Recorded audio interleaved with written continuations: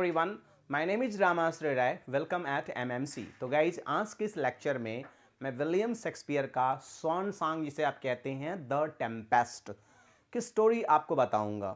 Story पढ़ने से पहले सबसे ज़रूरी काम है कि सारे कैरेक्टर को एक बार अच्छे से आप रिपीट कर लीजिए, तो कहानी बहुत ही क्रिस्टल और क्लियर होगी। सो गाइज, टेम्पेस्ट का मतलब ही होता है तूफान, भवंडर।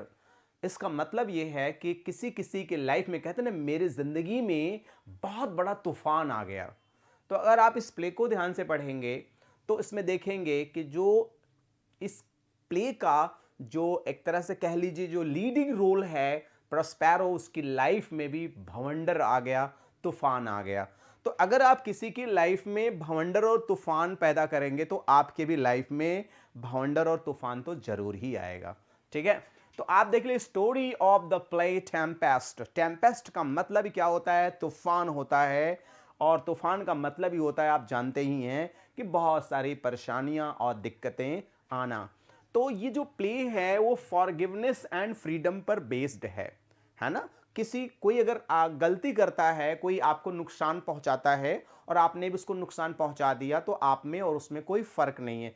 लेकिन अगर आपने उसको क्षमा कर दिया तो जाहिर सी बात है आप उससे महान तो हर हाल में हो ही जाते हैं। ठीक है, तो ये टेम्पेस्ट के कुछ खूबसूरत इमेजेस थे जो मैं आपको दिखाना चाहा, जिससे आपके अंदर प्ले के बारे में जानने का जुनून पैदा हो, जोश पैदा हो कि वास्तव में ऐसा कौन सा तूफान आ गया इस प्रॉस्पेरो की लाइफ में, या कुछ ऐसे कैरेक्टर हैं जिनकी लाइफ में भी तूफान आया, तो क्यों आया, किस लिए आया, इन सारी चीज़ों को हम देखेंगे। आप देख सकते हैं टेम्पेस्ट एक नाव है और भयंकर तूफान की वजह से ये नाव पूरा अस्त व्यस्त एकदम हो गई है। तो जाहिर सी बात है ये कैरेक्टर मिरेंडा है। अब हम आते हैं पूरी स्टोरी के तरफ आते हैं। तो ध्यान दीजिएगा कि जब हमारे प्ले की शुरुआत होती है तो प्ले की शुरुआत ही जो होती है वो एक तूफान से होती है। राइट, भयंकर तूफान आता है। और तूफान में क्या होता है कि ये जो आपके ओलोंसो हैं, ध्यान दीजिएगा, ओलोंसो हैं, ये अपने बेटे सेबेस्टियन, ध्यान दीजिएगा, अपने बेटे फर्डिनेंड और अपने भाई सेबेस्टियन, साथ में गोंजालो और एंटोनियो, और बाकी के जो दो कैरेक्टर हैं, स्टेफानो, ट्रैंकुलो। राइट, जब जानते हैं कोई राजा कहीं चलता है तो पूरी व्यवस्था के साथ चलता है। तो होता क्या है कि ये ओलोंसो जो किंग ऑफ नेपल्स थे, और उनका भाई सेबेस्टियन, साथ में एंटोनियो जो कि प्रस्पेरो का भाई रहता है, और साथ ही साथ में मैं आपको बताता हूं कि स्टेफानो और ट्रैंकुलो, ये लोग भी उनके साथ जाते हैं। राइट, और होता क्या है कि ये कहां से लौट रहे होते हैं? ध्यान दीजिएगा, ओलोंसो अपनी बेटी की शादी से ट्यूनेशिया से लौट रहे थे, और जब उनकी जहाज ट्यूनेशिया से लौट रही थी, वर्मुडा ट्रायंगल, जिसे आज आप जानते हैं, वर्मुडा के पास जब ये पहुंचती है तो वहां पे भयंकर तूफान आ जाता है। देखिए, तूफान आ जाता है और पूरी की पूरी इतनी बड़ी जो नाव थी एकदम डिस्टर्ब हो जाती है। तो ये तूफान क्रिएट कौन करता है? मतलब ये तूफान आता कैसे है? तो ये एक्चुअली नेचुरल तूफान नहीं होता है। यह तूफान जो क्रिएट किया जाता है वो प्रॉस्पेरो के द्वारा क्रिएट किया जाता है। प्रॉस्पेरो और उसकी बेटी एक साथ होते हैं और इस तूफान की झंझावतों को देखते हैं। मिरेंडा, उनकी जो बेटी है, मात्र उस समय पे जिस समय पे वो इस आइलैंड पे आए थे उस समय वो 3 साल की थी, और इस समय ये लगभग लगभग 15-16 साल की है मिरेंडा। ठीक है, अब इनकी बेटी जो मिरांडा है वो अपने पिता से रिक्वेस्ट करती है कि पिताजी, इतना ज़्यादा तूफान है, देखिए कितने जितने भी जो यात्री हैं, समुद्री यात्री हैं, वो बहुत परेशान हैं, उनके चीखने चिल्लाने की आवाज़ मेरे हृदय में बेध रही है, आप कृपा करके इसको शांत कर दीजिए और इन लोगों की जान बच जाए। तब प्रॉस्पेरो पूरी कहानी बताता है कि बेटा, तुम इतना ज़्यादा दया न खाओ, इतना ज्यादा दया मत दिखाओ, जिन पे तुम बेटा दया दिखा रही हो वो दया के वास्तविक में लायक नहीं है। मिरिंडा ने पूछा, पिताजी ऐसा क्या काम किया इन लोगों ने? तो उन्होंने कहा कि बेटा, मैं आज के 15 साल पहले, 15-16 साल पहले लगभग, मैं ड्यूक ऑफ मिलान था और मैं पढ़ने लिखने में इतना ज़्यादा मतलब मैजिक विद्या मतलब मैजिक नॉलेज मैजिक स्टडी इतना ज़्यादा करने लगा, अपने भाई एंटोनियो पर बहुत विश्वास किया और पूरा का पूरा राज्यपाट की पूरी जिम्मेदारी पूरी पावर मैंने अपने भाई को दे दिया। मेरा भाई मेरे इस उदारता का अनुचित लाभ उठाता है और मेरा भाई है ना ओलोंसो के साथ मिल करके इन दोनों ने गेम खेला मेरे साथ। इन लोगों ने क्या किया, दोनों लोगों ने मिल करके क्या किया कि मुझे मेरे ही देश से मुझे बाहर निकलवा दिया। और मिरांडा इस बात का ध्यान रखना कि जब मात्र तुम 3 साल की थी उसी समय रात के समय है ना मेरा भाई एंटोनियो ने क्या किया कि एक नाव में मुझे बैठवा देता है और उस नाव में कुछ भी नहीं रखवाता है, ऐसा आदेश देता है कुछ भी न रखा जाए, जिससे कुछ देर के बाद इनकी नाव डूब जाएगी और ये मृतक घोषित कर दिए जाएंगे और किसी के ऊपर कोई ब्लेम भी नहीं लगेगा। लेकिन मैं बड़ा भाग्यशाली था क्योंकि मेरा सबसे ज्यादा फेथफुल कोर्टियर जो था वो गुंजैलो था, मुझसे ये बहुत प्रेम करता था, इसीलिए प्रेम विवश होकर के मेरी नाव के अंदर बहुत सारी चीजें रख दिया, जैसे पतवार रख दिया, मेरी मैजिकल किताब रख दिया, मेरी जरूरत की हर सामग्री को रख दिया। ये सारी बातें सुन करके मिरांडा को बड़ा आश्चर्य होता है कि हे भगवान, एक ही माँ ने मेरे पिता को जन्म दिया और एक ही माँ ने मेरे चाचा को जन्म किया। तो उसी पर एक मिरांडा लाइन बोलती, O my God, good wombs have borne bad sons. मतलब माँ की गर्भ तो एक ही थी, एक तो बहुत ही उदार है और दूसरा इतना बड़ा क्रूएल, राइट। अब होता क्या है कि फिर बताते हैं, जब मुझे नाव में बैठा दिया गया था तो नाव धीरे धीरे धीरे लगते लगते वो कहां आ जाती है, एक साइकोरेक्स है ना, जहां पे एक चुड़ैल रहती है, एक आइस आइलैंड रहता है, मैं वहां पहुंच गया।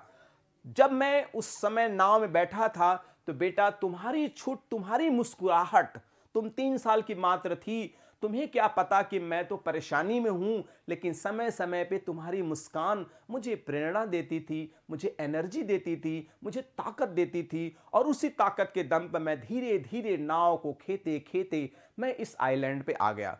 चलो मेरी समस्या कम नहीं हुई, मैं तो राजा बनने वाला था, मुझे नाव में बैठा दिया जाता है, अब मैं धीरे धीरे यहाँ आइसलैंड पे आ गया। जब मैं आइसलैंड पे आया तो मेरी मुलाकात किससे हो गई, चुड़ैल से हो गई। अब ये चुड़ैल का काम होता था कि जो भी नाविक भटक करके आते थे इस आइलैंड पे, उनको क्या करती थी, उनको कब्जे में ले लिया करती थी। इसने पहले मुझे अपने कब्जे में लिया और मुझसे ढेर सारे काम करवाती थी, राइट। क्यों काम कराती थी, इसका ये नेचर ही था, बहुत ही इनह्यूमन नेचर था इसका। इसके माइंड में ये था कि आगे चल के जब इसकी बेटी बड़ी होगी तो इसकी बेटी की शादी मैं अपने बेटे, देखिए इसमें कैलिबन आपका एक कैरेक्टर है, मैं इससे शादी करा दूंगा, मतलब मेरी जो मिरांडा है वो मेरी बहू बन जाएगी और मैं इससे शादी कर लूंगी और बहुत बढ़िया हमारा है ना यहाँ पे टाइम कटेगा, ठीक। लेकिन होता क्या है कि धीरे धीरे प्रॉस्पेरो ये समझ जाता है कि ये जो साइकोरेक्स चुड़ैल है, इसका जो प्राण है, उसकी जान उसके कुबड़ में था। तो एक दिन साइकोरेक्स सो रही थी और इसने अपने जादुई छड़ी से साइकोरेक्स की हत्या कर देता है। जब साइकोरेक्स की हत्या कर देता है तो जाहिर सी बात है वो आजाद हो जाता है और पूरे आइलैंड का एक तरह से मालिक भी बन जाता है प्रॉस्पेरो। लेकिन इसका जो बेटा कैलिबन है, किसका, साइकोरेक्स का जो बेटा कैलिबन है, वो था न तो ये इंसान के ही कैटेगरी में था, न तो जानवर के ही कैटेगरी में, हाफ मॉन्स्टर कह सकते हैं, सेमी डेविल कह सकते हैं। ये क्या करता था, ये हमेशा इस ताक में रहता था कि प्रॉस्पेरो ने मेरी मां को मारा है तो मैं इससे बदला जरूर लूंगा। प्रॉस्पेरो शुरू में कैलिबन को स्वतंत्र करके रखता है क्योंकि उसे लगता है चलो मां से मेरी दुश्मनी थी, इसके बेटे से दुश्मनी तो नहीं थी। लेकिन जो ये साइकोरेक्स है, इंसान तो था ही नहीं, जानवर जैसा इसका स्वभाव था और इसे लगा कि मैं प्रॉस्पेरो से तो नहीं लड़ सकता, लेकिन मिरांडा को टाइम टू टाइम डिस्टर्ब किया करता था। एक बार इसके साथ रेप करने की भी कोशिश करता है और यह बात जब इसे पता चलती है प्रॉस्पेरो को तो उनको लोहे के पिंजड़े में इनको क्या करता है, रख देता है। लेकिन इसके बावजूद भी जो प्रोस्पेरो होता है उसको ह्यूमन लैंग्वेज सिखाता है, मानवीय भाषा सिखाता है, तुम जानवर हो, कुछ इंसान भी बन जाओ, धीरे धीरे सिखाता है। अब जब कैलिबन को भाषा सीख लेता है तो टाइम टू टाइम उसको गाली दिया करता है। भाई भाषा में तो सभी सिखाया जाता है ना, आशीर्वाद भी देना, गाली भी देना। तो गाली उसको बहुत जल्दी आ गई और वो गाली टाइम टू टाइम दिया करता था, तुमने मेरी मां को मार के सारा आइलैंड ही। यहां तक बातें जब प्रोस्पेरो अपनी बेटी को बताता है सारी बातें कि ऐसी ऐसी घटनाएं घटती हैं, उसके बावजूद क्या होता है, ये प्रोस्पेरो जो है एक एरियल नाम का कैरेक्टर है, ध्यान दीजिए एरियल, ये पहले एक नाविक था और जब उस आइलैंड पे पहुंचता है तो जो साइकोरैक्स रहती है इसको पकड़ करके मार डालती है और उसके प्राण, उसके स्पिरिट को ओक नाम के एक ट्री में, है ना, बांध देती है, कस देती है। जब ये आइलैंड पे प्रोस्पेरो घूम रहे थे तो, है ना, एरियल की आवाज सुनाई पड़ती है और एरियल को ये क्या करता है, मुक्त कर देता है और एरियल तब से इसका पर्सनल सर्वेंट बन जाता है और उसकी हर बात मानता है। एरियल जो कैरेक्टर है वो ऐसा कैरेक्टर है जो क्या है, मैजिकल है, उसके अंदर इतनी पावर थी कि आइलैंड को छोटा और बड़ा कर सकता है, उसके अंदर पावर थी जहां चाहे तूफान ला दे, जो चाहे वो कर सकता था, उसके अंदर ये मैजिकल पावर थी, ठीक है। और जो ये तूफान आया था, ये तूफान नेचुरल नहीं था, ये तूफान क्या था, किसके द्वारा क्रिएट किया गया था, ये जो तूफान क्रिएट किया गया था वो एरियल के द्वारा क्रिएट किया गया था। और किसके ऑर्डर पे क्रिएट किया गया था, देख रहे हैं तूफान इतनी भयंकर आ गई, पूरा नाव इधर उधर होने लगा। तो जो जब तूफान ज्यादा आ गया तो उसमें जो बैठे हुए थे लोग, जैसे आप ये मान के चलो ओलोंसो बैठे हुए थे, सेबेस्टियन बैठे थे, एंटोनियो बैठे थे, ये सारे महानुभाव लोग बैठे हैं और चिल्लाने लगते हैं, घबराने लगते हैं। नाविक से कहते हैं जल्दी से इसको कंट्रोल करो। नाविक भी बड़ा प्रैक्टिकल था, कहे महाराज ये आपका राज्य नहीं है कि आपके आदेश का पालन होगा, ये नाव है और इसमें मेरे आदेश का पालन होगा। और रही बात जिंदगी की, अगर मौत सामने खड़ी होगी तो सबसे पहले मैं अपनी जिंदगी बचाऊंगा। और आप शांति से जाके बैठ जाइए आप सब लोग और भगवान से प्रार्थना करिए, वही कुछ कर सकते हैं, हमारे बस में कुछ नहीं है। फिर लोग शांति से बैठ जाते हैं। लेकिन नाव की स्थिति जब ज्यादा गड़बड़ होने लगती है तो फटाफट लोग कूदने लगते हैं, जिसमें इनका जो बेटा फर्डिनेंड है ये सबसे पहले कूद के वहां भागता है। कूद के किसी तरह स्ट्रगल करते करते वो बाहर आ जाता है। उसमें क्या होता है, एंटोनियो जो है, गुंजेलो है, ये लोग भी कूद जाते हैं और घबराहट में एलेंसो भी कूद जाते हैं। धीरे धीरे एलेंसो के साथ जो कूदते हैं वो कौन से रहते हैं, ये स्टेफानो, ट्रैंकुलो, ये रहते हैं साथ में, और साथ में इनके गुंजेलो भी रहता है। एंटोनियो और ये सेबेस्टियन, ये लोग भी 3 भागों में डिवाइड हो जाते हैं। अब क्या होता है, एरियल का उद्देश्य होता है कि फर्डिनेंड को धीरे धीरे उस आइलैंड तक ले जाया जाए जहां प्रोस्पेरो है। अब एरियल आता है और एक गाना गाता है, फुल फैदम दाई फादर लाइज। अरे फर्डिनेंड, तुम जानते हो, तुम परेशान ना हो, तुम्हारे पिताजी तो समुद्र के 30 फीट गहराइयों में चले गए हैं और उनकी जो आंखें हैं वो क्या हो गई हैं, मूंगा हो गई हैं, है ना। उनकी जो जो बोन्स हैं वो सब क्या हो गए हैं, अच्छे अच्छे मोतियों में परिणित हो गए। इसका मतलब मजाक उड़ा रहा है, राइट। धीरे धीरे एरियल का गाना सुनते सुनते वो यहां आ जाते हैं। जब वहां वो पहुंचते हैं तो सबसे पहले किसको देखते हैं, मिरांडा को देखते हैं। और मिरांडा फर्डिनेंड को देखती है। बड़ा आश्चर्य होता है क्योंकि मिरांडा ने इससे पहले किसी भी पुरुष को नहीं देखा था और इसको भी लगता है कि इतनी खूबसूरत लड़की यहाँ कैसे हो सकती है। नो डाउट ये कोई देवी है, कोई इंसान तो है ही नहीं, राइट। फिर उसके बाद जब इंट्रोडक्शन होता है तो ये बताते हैं कि मेरे पिताजी का नाम ओलोंसो है, जबकि प्रोस्पेरो का दुश्मन कौन था, ओलोंसो था, क्योंकि ओलोंसो और एंटोनियो दोनों ही मिलकर इसको निष्कासित करते हैं। फिर भी प्रोस्पेरो बहुत ही समझदार था, उसने सब कुछ बातें समझाया और बताया कि आप अपने ताकत का ज्यादा प्रयोग मत करिए, क्योंकि एक बार इनसे और प्रोस्पेरो से युद्ध भी होने वाला था। इन्होंने तलवार निकाला प्रोस्पेरो पर वार करने के लिए, लेकिन इनकी तलवार ऊपर ही रह गई क्योंकि प्रोस्पेरो के पास मैजिकल पावर थी। फिर क्या करता है कि जब ये एक दूसरे से प्रेम करने लगते हैं तो प्रोस्पेरो को लगता है कि कहीं ऐसा तो नहीं कि अपने बाप की तरह बेटा भी दगाबाज हो। तो उन्होंने कहा कि तुम्हें कुछ काम करने होंगे, है ना, और बहुत सारा काम फर्डिनेंड को ये प्रोस्पेरो दे देते हैं और सारे काम को फर्डिनेंड बड़ी ईमानदारी से एक पागल प्रेमी की तरह करता है। और इसके काम को देख करके मिरेंडा को बड़ा दया आता है और समय समय पर मिरेंडा भी इसकी मदद किया करती है। अब हम आगे चलते हैं स्टोरी के तरफ।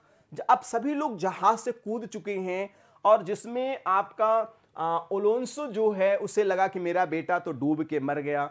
ओलोंसो और एंटोनियो और ये सारे लोग जो हैं जंगल में इधर उधर भटकते हैं। फिर एरियल को प्रोस्पेरो भेजता है और कहता है कि एरियल जाओ एक अच्छे दिव्य भोजन की व्यवस्था करो। जब दिव्य भोजन की व्यवस्था करता है एरियल, तो जब ये लोग देखते हैं जंगल में भोजन, सेबेस्टियन है, ओलोंसो हैं, ये सारे लोग जब भोजन देखते हैं, जैसे ही भोजन करने को बैठते हैं भोजन गायब हो जाता है, जैसे फिल्मों में दिखाया जाता है। अब एक्चुअली प्रोस्पेरो का उद्देश्य क्या था कि ये लोग अपनी गलती को एहसास करें। गुंजेलो ओलोंसो से कहता है कि साहब, लगता है हम लोगों ने या आप लोगों ने कुछ जीवन में पाप किया है जिसकी वजह से आपको इतनी बड़ी सजा भुगतनी पड़ रही है। आप दर दर की ठोकरें खा रहे हो, आप तो राजा हो। आप देखो, आपका बेटा चला गया, आपका, है ना, आपका सब कुछ खत्म हो गया, अब आपके पास क्या रहा। आप देखिए भूखों मर रहे हैं। तो ये धीरे धीरे ये लोग रियलाइज करने लगते हैं कि वास्तव में मुझसे कुछ भूल हुई है। रास्ते में एस्टेफानो और ट्रैंकुलो जा रहे होते हैं कि उन्होंने कैलिबन को देखा। कैलिबन क्या होता है, पड़ा रहता है। तो जो ये ट्रैंकुलो है ना, इस ट्रैंकुलो जो है ये ड्रिंकर है, बहुत बड़ा शराबी है और उसके मुंह में डालता है, कैलिबन के मुंह में डालता है और कैलिबन बड़ा अपने को पावरफुल महसूस करने लगता है। कैलिबन कहता है यार, अगर तुम दोनों लोग मिल जाओ तो हम लोग चल के प्रोस्पेरो को मार दें और मारने के बाद सब कुछ यहां अपना अपना हो जाएगा। यह बात पता चल जाती है एरियल को और एरियल प्रोस्पेरो को बताता है और प्रोस्पेरो इन दोनों को बड़ी बुरी तरह से सजा देता है और ये लोग अपने लाइन पे आ जाते हैं। पता चल गया कि अब कुछ भी गड़बड़ मैं करूंगा तो बड़ी समस्या क्रिएट हो जाएगी। ठीक है, तो फिर उसके बाद देखते हैं ये दावत है, दावत ऐसे ही रखा गया लेकिन दावत धड़ाम से गायब। ये लोग टेंशन में आ गए, हे भगवान अब क्या करें। धीरे धीरे ये लोग महसूस करने लगे कि कुछ न कुछ गलतियां हम लोगों से हुई हैं जिसका परिणाम हमें भुगतना पड़ता है। सॉरी। अब क्या होता है कि धीरे धीरे एलेंसो अब और गुंजेलो, एंटोनियो सारे के सारे लोग क्या हैं, प्रोस्पेरो के आइलैंड तक पहुंचते हैं। जब प्रोस्पेरो को आइलैंड तक, प्रोस्पेरो क्या होता है, ड्यूक ऑफ मिलान के ड्रेस में दिखता है और वहां पर एलेंसो बड़ा दुखी दिखता है और प्रोस्पेरो सबसे मिलता है, स्पेशली गुंजालो से मिलता है क्योंकि गुंजालो ने बहुत मदद किया था और उसको धन्यवाद देता है। और एंटोनियो को भी ये लगता है कि अरे वास्तव में मैंने अपने भाई के साथ बड़ा अन्याय किया और एलेंसो अपनी गलती को एक्सेप्ट करता है और कहता है कि मुझसे गलती हुई है, हो सके तो आप मुझे क्षमा कर दें। तो प्रोस्पेरो कहता है ठीक है भाई, मैं आपको क्षमा कर देता हूं। लेकिन एलेंसो बहुत दुखी है कि साहब मैं क्या करूं, मैं तो पश्चाताप बहुत कर रहा हूं लेकिन अब शायद बेटा मेरा मुझसे कभी नहीं मिल पाएगा। तो प्रोस्पेरो ने कहा आप चिंता मत करिए, आपका बेटा आपको मिल जाएगा। फिर ले जाते हैं ओलोंसो को, दिखाते हैं कि उसमें क्या होता है कि मिरेंडा और ओलोंसो दोनों एक साथ बैठ करके चेस खेल रहे होते हैं। अब यह देख करके ओलोंसो बड़ा खुश होता है, कह रहे मालिक आपने क्या मेरे बेटे को बचा लिया। तो उन्होंने कहा कि मैं तो केवल आप लोग को एक लेसन पढ़ाना चाह रहा था, मैं बदला नहीं लिया आप लोगों से, बल्कि मैं आप लोग को बदल के दिखाया। एंटोनियो आता है, पैर पड़ जाता है कि भाई मुझसे गलती हुई है, मैं नहीं समझ पाया राइट और रॉन्ग, मैंने आपके खिलाफ प्लाटिंग किया और अब आप क्या करिए, आप चलिए मिलान और अपने राज्य को संभालिए। सभी लोग तैयार हो जाते हैं राज्य को लौटने के लिए। उसी समय एरियल आता है और कहता है मालिक जब सबको स्वतंत्र कर दिया तो मुझे भी स्वतंत्र कर दीजिए आप।